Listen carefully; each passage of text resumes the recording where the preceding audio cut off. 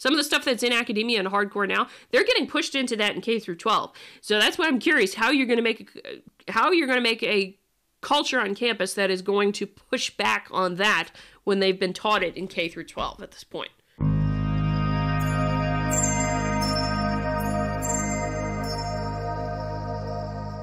All right, by now, if you've been paying attention today, you've probably noticed some interesting announcements that have come up with respect to the world of higher ed, and that is the particular announcement of the creation of a brand new university called the University of Austin. And you've seen this in a few different places, I'd wager, and what was very well timed. I think all the people who were involved in the background as founding members and what have you, you've heard them tweeting about it today, be it from Kathleen Stock or Peter Boghossian or any number of others who've become founding members and joined the new university that has officially been unveiled today with the fearless pursuit of the truth in mind, which I applaud.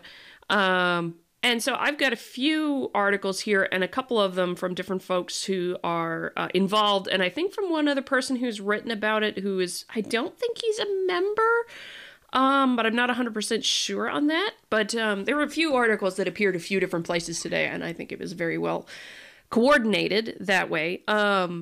Whatever you think of Barry Weiss, I do think the notion of getting at starting new universities to get back to what a university should be, what higher education should be involved in, being the pursuit of the truth and teaching that, and not in advocacy and letting students come to their own conclusions. I think that is pretty appropriate for the purpose of the university, is the pursuit of the truth, the telos of the university, if you will. I do have some concerns and questions and things like that, and how they're going to avoid that the culture that has really wrecked universities currently, because I agree, working currently in a Research One university myself, I have seen just how crazy it can get. And I'm sure it's not as crazy as others have seen it, because I have not been in the field, been at a university that long, but been in any university that long, I don't think. But so I want to read through a few of the articles here, and I do want to start with the one from, it appeared on Barry Weiss's Substack, but it's not written by Barry Weiss. It is written by Pano Canelos, who is the new president of the said University of Austin, and former president of St. John's College. And then we'll flip over to the others and see what kind of interesting things there are. And I do have some thoughts and some questions for myself, because,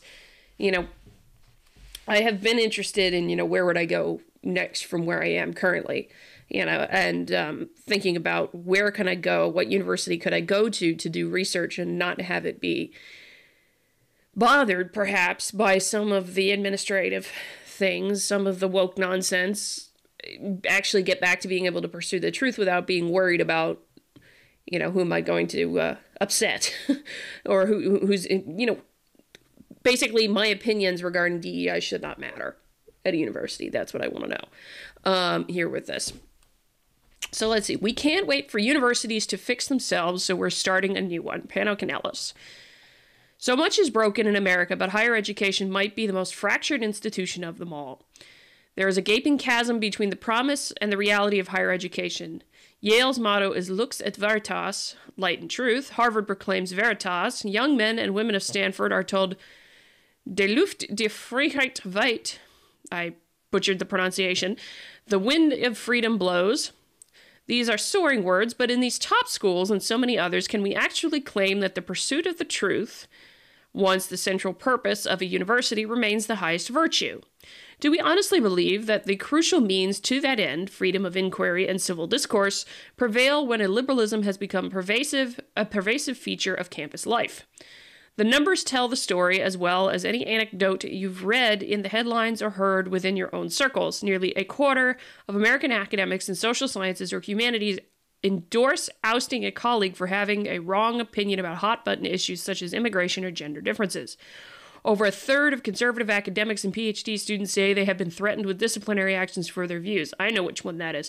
That was the study earlier this year from the Center for the Study of Partisanship and Ideology. And the other thing they said in that is that I think it was 70% of conservative academics work in a hostile work environment, currently on a college campus. 4 out of 5 American PhD students are willing to discriminate against right-leaning scholars, according to a report by the Center for the Study of Partisanship and Ideology. Should have read a little bit further. The mixture for undergraduates is even bleaker. In Heterodox Academy's 2020 Campus Expression Survey, 62% of sampled college students agreed that the climate on their campus prevented students from saying things they believe. Nearly 70% of students favor reporting professors if the professor says something students find offensive, according to the Charlie Institute for Global Innovation survey. The Foundation for Individual Rights in Education reports at least 491 disinvitation campaigns since 2000. Roughly half were successful. On our quads, faculty are being treated like criminals. Dorian Abbott, a University of Chicago scientist who has objected to aspects of affirmative action, was recently disinvited from delivering a prominent public lecture on planetary climate at MIT. Peter Boghossian, a philosophy professor at Portland State University, finally quit in September after years of harassment by faculty and administrators. Kathleen Stock, a professor at the University of Sussex, just resigned after mobs threatened her over her research on sex and gender. We had thought such censoriousness was possible only under oppressive regimes in distant lands, but it turns out that fear can become endemic in a free society. It can become most acute in the one place, the university, that is supposed to defend, quote, the right to think the unthinkable, discuss the unmentionable, and challenge the unchallengeable, end quote. The reality is that many universities no longer have an incentive to create an environment where intellectual dissent is protected and fashionable opinions are scrutinized. At our most prestigious schools, the primary incentive is to function as a finishing school for the national and global elite.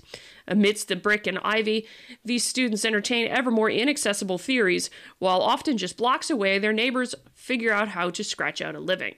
And this is extremely true, because there's university towns can be really, really rich. But if you're go somewhere just outside that university town, how many families are struggling? How many families don't have a college degree? If you saw it on Twitter, there was somebody earlier today that I ripped apart because of her utterly elitist attitude.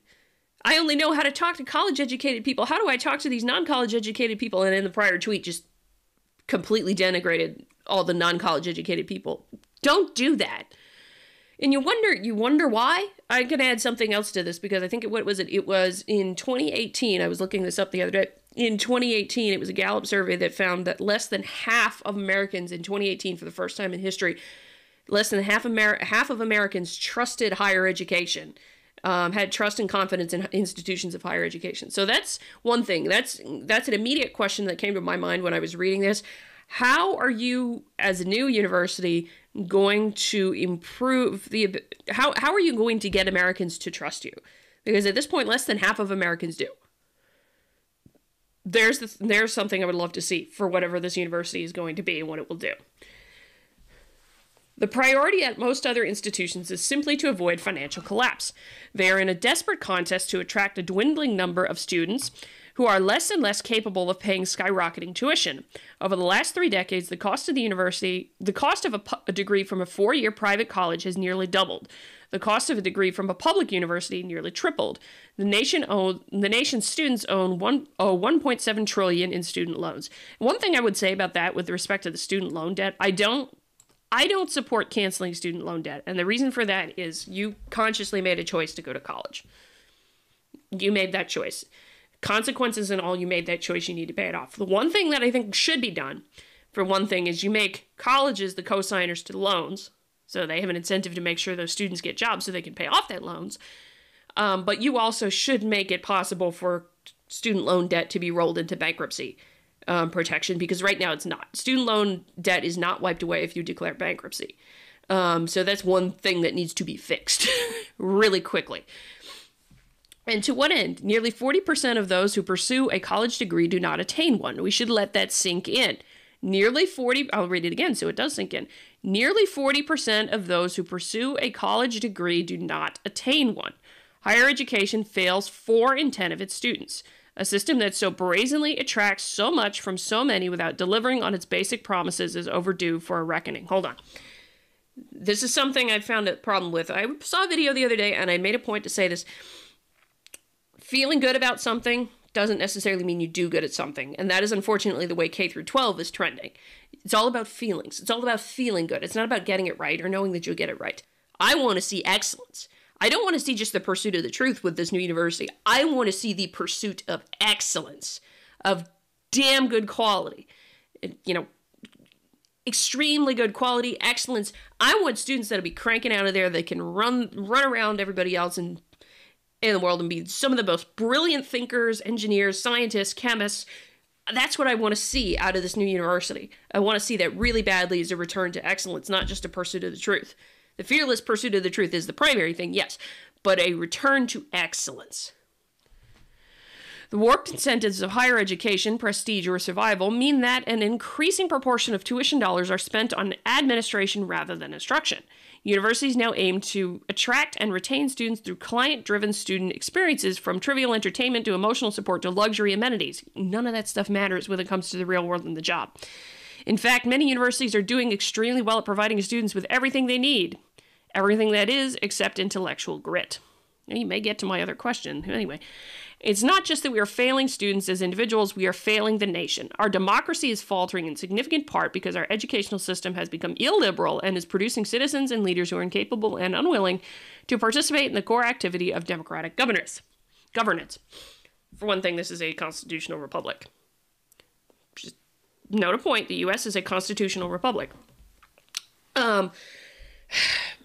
Here's the thing with that. I'm thrilled that you're doing this at the university level. Truthfully, I'm very thrilled because I'm wanting to see new institutions arise that really, really don't deal with the nonsense that the universities have become. And not all of them. There are some that are still somewhat sane, I think, but not many. This question now is, what are you going to do with respect to K through 12? How are you going to get students that haven't been wrecked by the K through 12 system? Because the kinds of things that you're worried about, go over to The Reason We Learn. Go over to the YouTube channel, The Reason We Learn. She talks about it all the time. The thing is with K through 12, if they're coming in from K through 12 and they've not been challenged, not gotten the intellectual grit, anything like that, how are you going to make sure that those students coming in are great students too, are the best of the best? How are you going to select for the best of the best students? And how are you going to help make sure the University of Austin, because a lot of universities in their respective towns make sure to influence whatever's going on in the town, improves the public school system in that town? How would you do that? Just out of my curiosity. Universities are places where society does its thinking. I don't know about that. Where the habits and mores of our citizens are shaped. If these institutions are not open and pluralistic, if they chill speech and ostracize those with unpopular viewpoints, if they lead scholars to avoid entire topics out of fear, if they prioritize emotional comfort over the uncomfortable pursuit of the truth, who will be left to model the discourse necessary to sustain liberty in a self-governing society? At some future point, historians will study how we arrived at this tragic pass, and perhaps by then we will have reformed our colleges and universities, restoring them as bastions of open inquiry and civil discourse. But we are done waiting. We are done waiting for the legacy universities to right themselves, and so we are building anew. And I mean that quite literally. As I write this, I'm sitting in my new office, boxes still waiting to be unpacked, in balmy Austin, Texas, where I moved 3 months ago from my previous post as the president of St. John's College in Annapolis. I am not alone. Our project began with a small gathering of those concerned about the state of higher education.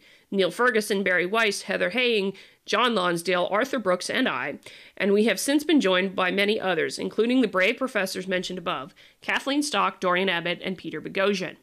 We count among our numbers university presidents Robert Zimmers, Larry Summers, John Nunez, Gordon Gee, and leading academics such as Stephen Pinker, Deirdre McCloskey, Leon Cass, Jonathan Haidt, Glenn Lowry, Joshua Katz, Vicki Sullivan, Geoffrey Stone, Bill McClay, and Tyler Cohen. We are also joined by journalists, artists, philanthropists, researchers, and public intellectuals, including Lex Friedman, Andrew Sullivan, Rob Henderson, Caitlin Flanagan, David Mamet, Ayan Hirsi Ali, Sarab Amari, Stacey Hook, Jonathan Rausch, and Nadine Strossen.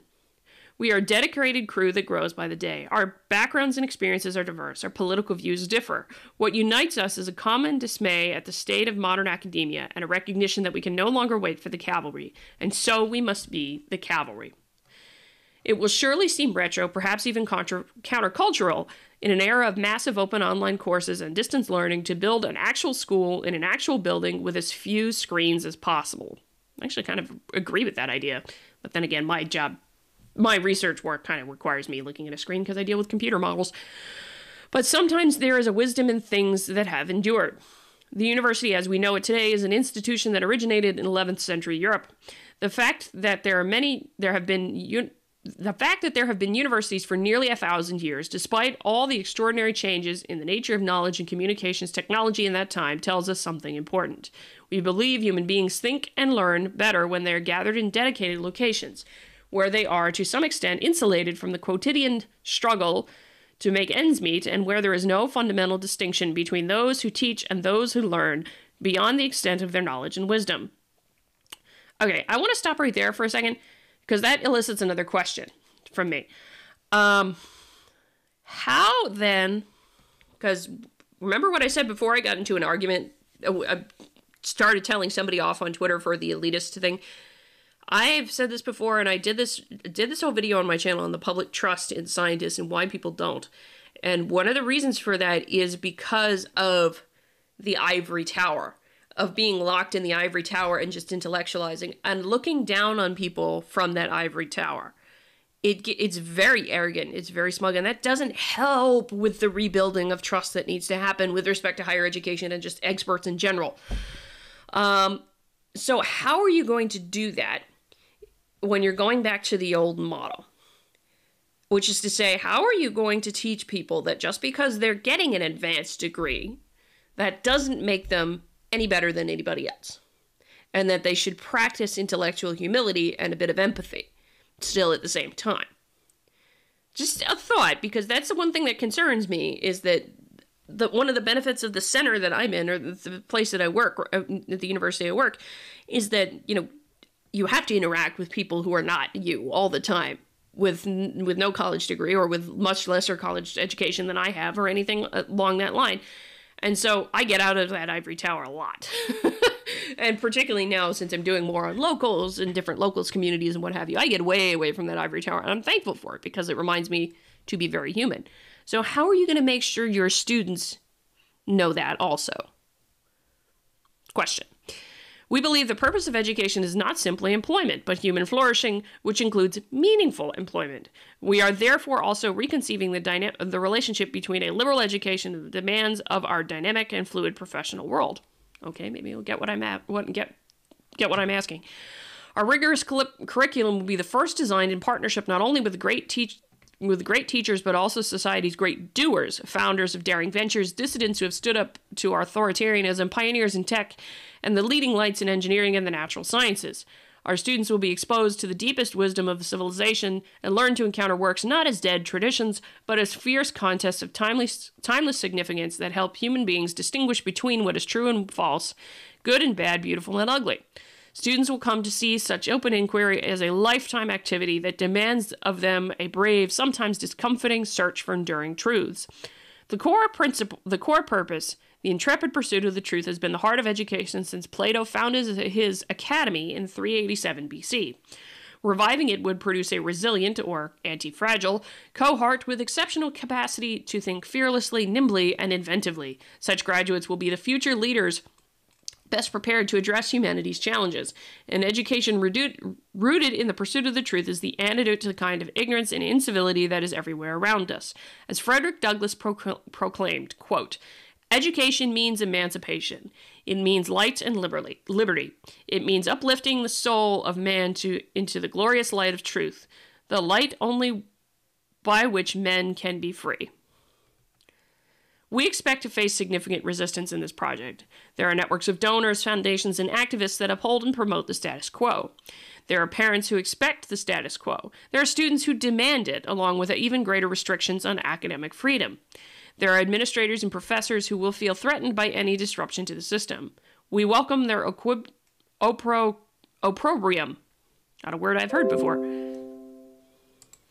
We welcome their opprobrium and will regard it as a vindication.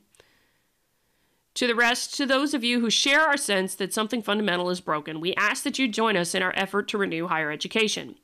We welcome all who share our mission to pursue a truly liberating education and hope that other founders follow our example. It is time to restore the meaning to those old mottos: light, truth, the wind of freedom.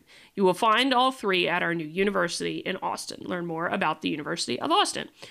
So that's it so far. And I mean, I've already gotten some questions in there, and I really look forward to it. I actually hope for those who, like myself, would be interested in perhaps coming to this new university at some point, would be having a webinar or something to just allow us to know more about what you're planning to do, what the vision is, and what kind of openings and programs and what the initial curriculum is going to be like.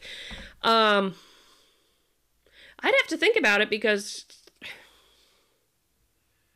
you know, I'd have to think about it for myself and what I would do, because I've never viewed myself as a professor or an instructor. I've viewed myself always more as a research scientist. So it's kind of hard for me to say I would go to this university just yet as it is. Although I might consider it with a job in teaching with respect to my own field and climate, that, hey, might be something useful. Could go work with Mr. Abbott or something along that line. I don't know. Still thinking out loud on that one myself. Neil Ferguson wrote also today, I'm helping to start a new college because higher ed is broken, came up in Bloomberg, which I was surprised to see it there, to be honest. If you enjoy Netflix's The Chair, a lighthearted depiction of a crisis-prone English department at an imaginary Ivy League college, you are clearly not in higher education. Something is rotten in the state of academia, and it's no laughing matter. Grade inflation, spiraling costs, corruption, and racial discrimination in admissions, junk content, grievance studies. Published in risible journals. Above all, the erosion of academic freedom and the ascendancy of an illiberal successor ideology known to its critics as wokeism, which manifests itself in career-ending cancellation, speaker disinvitations, but less visibly generates a pervasive climate of anxiety and self-censorship. Some say that universities are so rotten that the institution itself should simply be abandoned and replaced with an online alternative, a metaversity, perhaps, to go with the metaverse. I disagree. I have long been skeptical that online courses and content can be anything other than supplementary to a traditional real-time, real-space college experience. And I actually do agree with that, because, at least for me, it's incredibly hard to learn things from just being entirely online. I have to actually sit there with a book and, you know, read it and what have you. And articles that I've read for this channel, I've usually read on paper first and, you know, highlighted what I want, and then I go back and online and figure out things I want to talk about that way. So I agree. For me, it's really hard. For others, it might be really easy. One of the greatest things I've heard is the best thing you can learn about yourself is learning how you learn. How do you learn best? And that's not the same for everybody.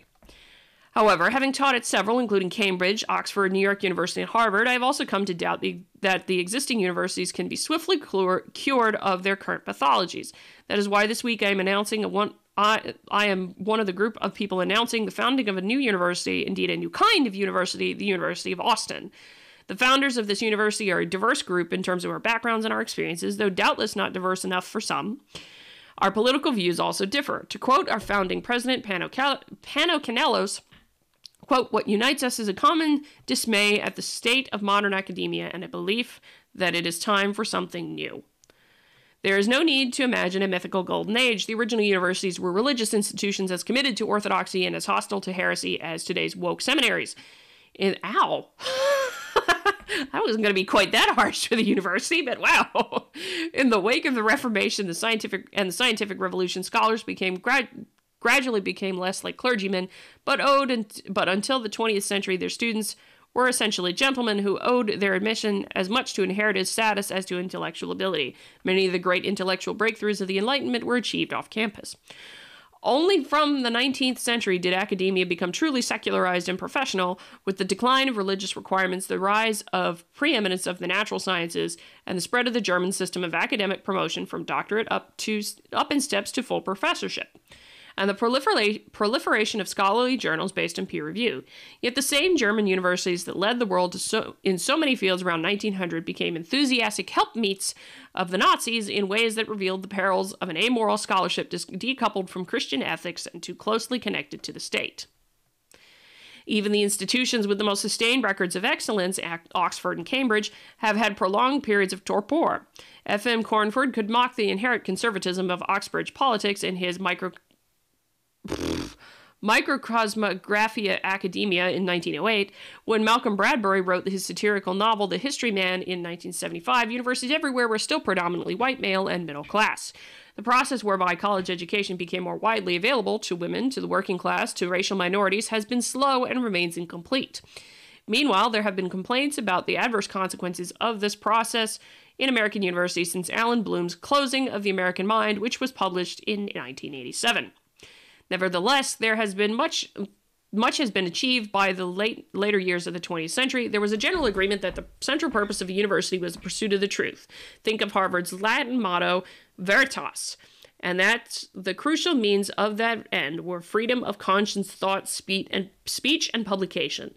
There was supposed to be no discrimination in admissions, examinations, and academic appointments other than on the basis of intellectual merit. That was crucial to enabling Jews and other minority groups to take full advantage of their intellectual potential.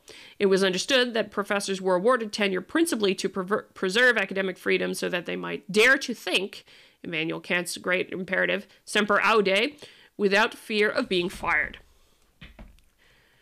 The benefits of all this defy quantification. A huge proportion of the major scientific breakthroughs of the past century were made by men and women whose academic jobs gave them economic security and a supportive community in which to do their best work. Would the democracies have won the world wars and the Cold War without the contributions of their universities? It seems doubtful. Think only of Bletchley Park and the Manhattan Project. Sure, the Ivy League's best and brightest also gave us the Vietnam War, but remember, too, that there were more university-based computers on the ARPANET, the original internet, than any other kind. No Stanford, no Silicon Valley. Those who were fortunate to be undergraduates in the 1980s remember the exhilarating combination of intellectual freedom and ambition to which all this gave rise. Yet in the past decade, exhilaration has been replaced by suffocation, to the point that I feel genuinely sorry for today's undergraduates. Yeah, admittedly, I'm there myself. It was interesting when I brought my PhD in 2016 and what's happened since. In Heterodox Academy's 2020 Campus Expression Survey, 62% of college students agreed that the climate on their campus prevented them from saying things they believed, up from 55% in 2019, while 41% were reluctant to discuss politics in the classroom, up from 32% in 2019. Some 60% of students said they were reluctant to speak up in class because they were concerned other students would criticize their views as being offensive.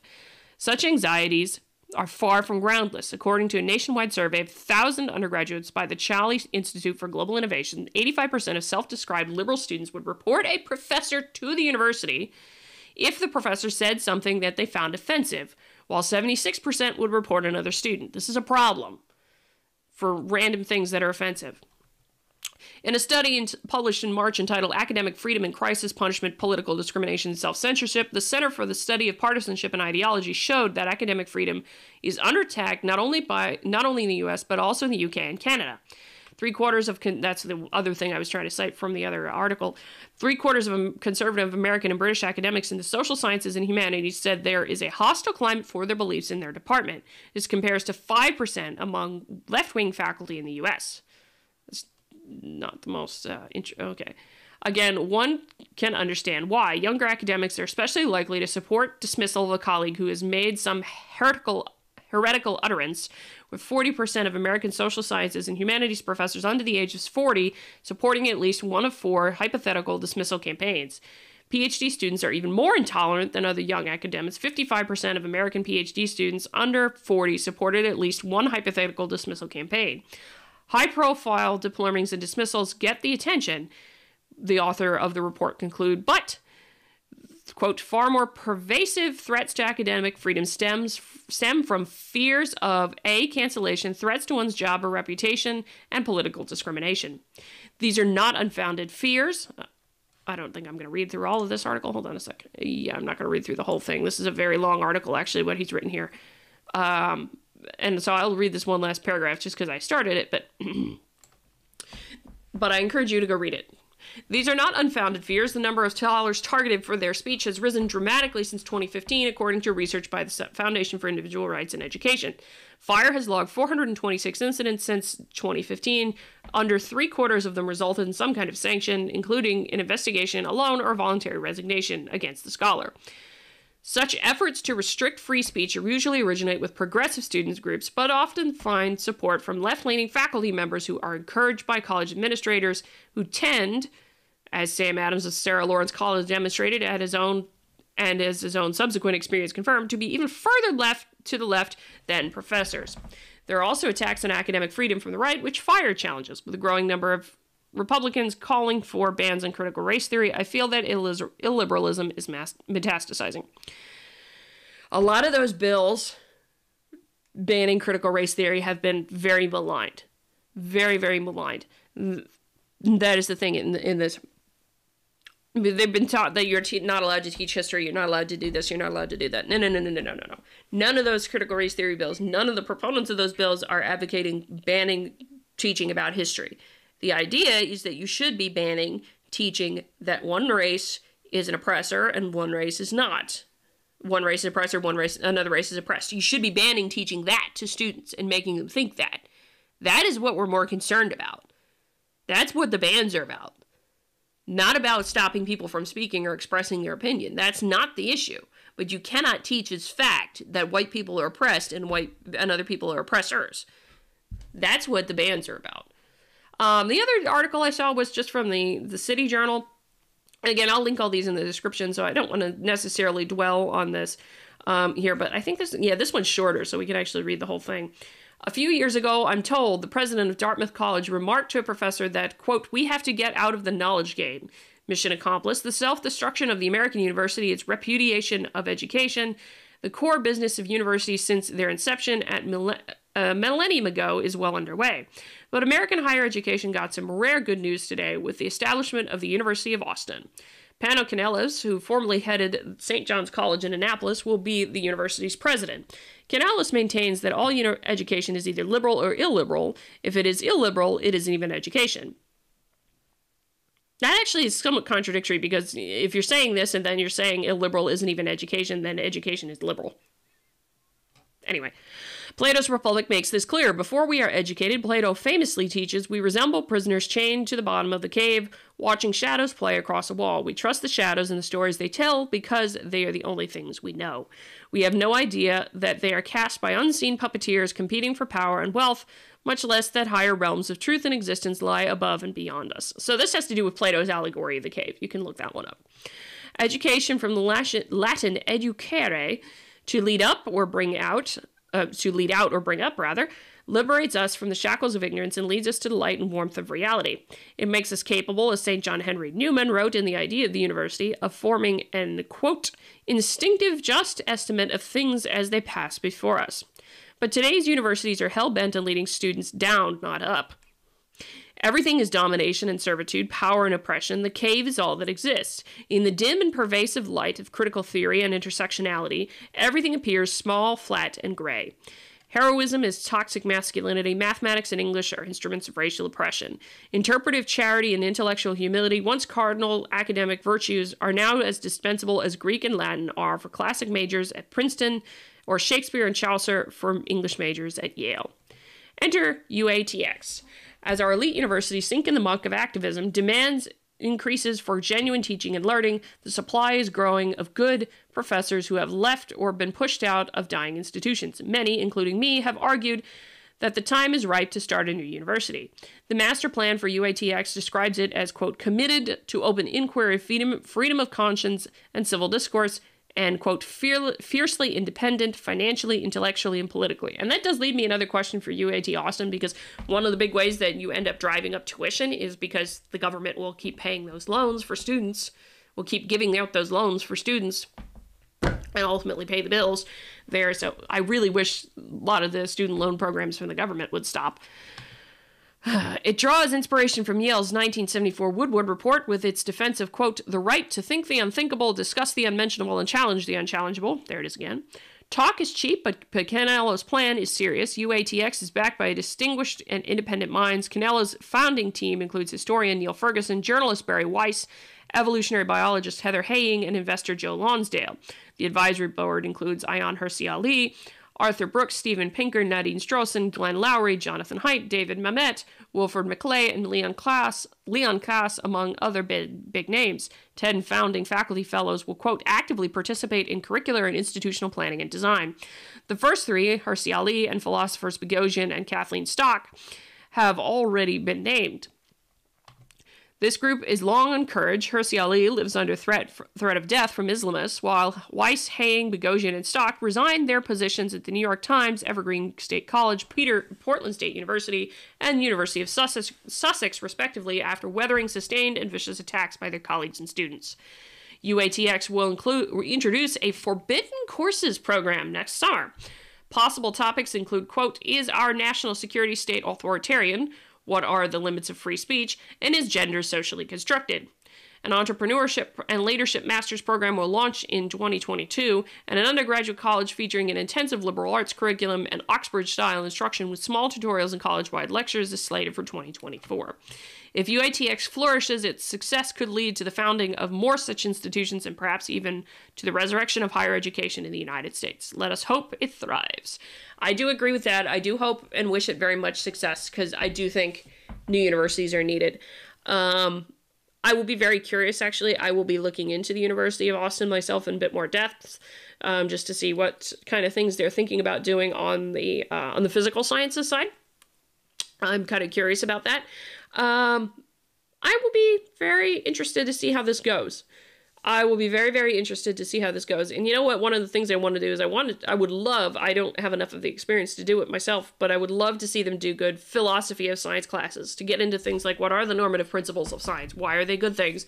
You know, what are the issues we have with the normative principles of science? That whole kind of works. You know, what is the general principles of scientific inquiry? All the things that they don't teach you in high school or in college science majors, because like that stuff I didn't learn in my science majors even. So things like that would be great. So that's my initial thoughts. You know, I'm cautiously hopeful. I think this is a good thing. Really, I do. I don't necessarily like a bunch of the people in there. Like I said, Barry Weiss I have a problem with because of some of the things she's done with FAIR, the Foundation Against Intolerance and Racism. And for that, it would go over to Karlin Borisenko's channel to, you know, see about that because she knows more about that than any of the rest of us do. So there's lots of things over on her channel and her Substack to that point. I think FAIR's got some problems until there's a leadership change over there.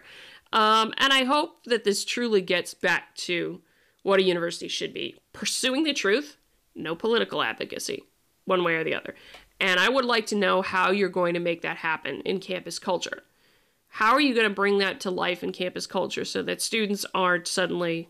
Because students are getting pushed into some of the stuff you're seeing in academia now. Some of the stuff that's in academia and hardcore now, they're getting pushed into that in K through 12. So that's why I'm curious how you're going to make a culture on campus that is going to push back on that when they've been taught it in K through 12 at this point. And they're going to be coming into college with that. That's it for now. Thank you all so much. I hope you have a wonderful evening. If you like this video, hit the like button on the way out the door. Tell me what you think about the brand new university at Austin. I will link everything in the description for you. Until next time. Oh yeah, don't forget, pop over to shiasophia.locals.com and become a supporter there and we can chat more. I'm going to continue doing my Thursday Thoughts series and I'm looking on putting together some community events so that we can just chat on all things science and what have you. Until next time, I'm Adrian. I hope you stay curious, my friends.